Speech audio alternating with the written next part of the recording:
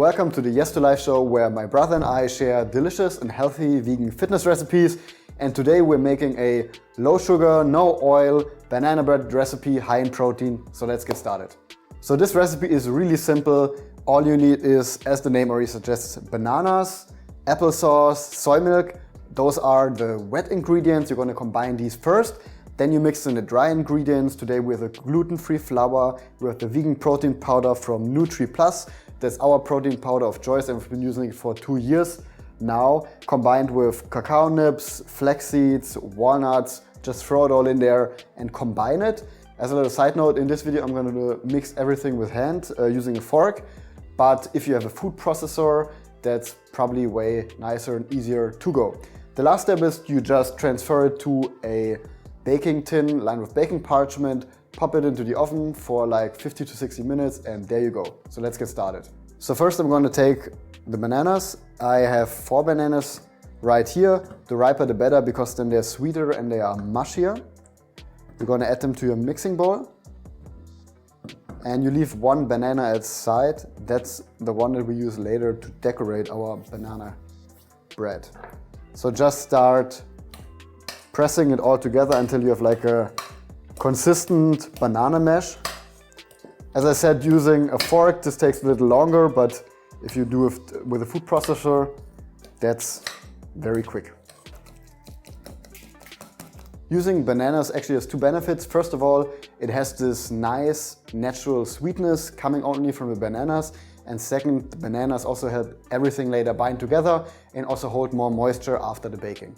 Now that I have my bananas ready, I'm gonna add a cup of applesauce in there, as well as a cup of soy milk.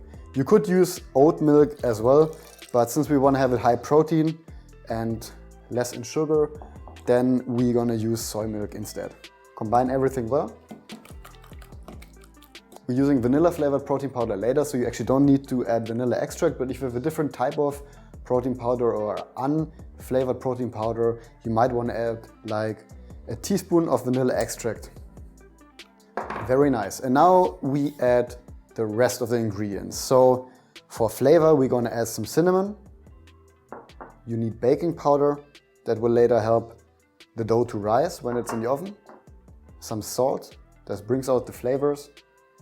And then we're going to add our flours. I have here a gluten-free flour mix that you can use for making all sorts of breads or cakes. You can just find them pretty much anywhere in your regular supermarket. And then we're having the vegan protein powder, in this case the one from Nutri+. It's vanilla flavored, so that adds this nice vanilla element later to the whole recipe. Add it in there. As well as some oats. And some flax seeds. These really also will help the dough to bind together, become stickier, and later stick together. I combine that first, and then I add in the cocoa nibs and the walnuts, which later will add some additional flavor and crunch.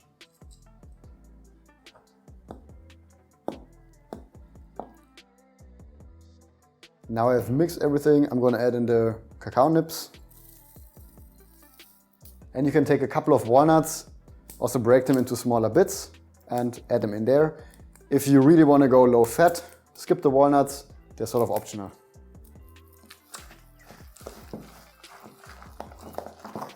Then I'm going to use a baking tin and I line it with baking parchment. That way you can later just simply take the whole banana bread out of the form, like that. And then all you got to do is pour the mixture in there.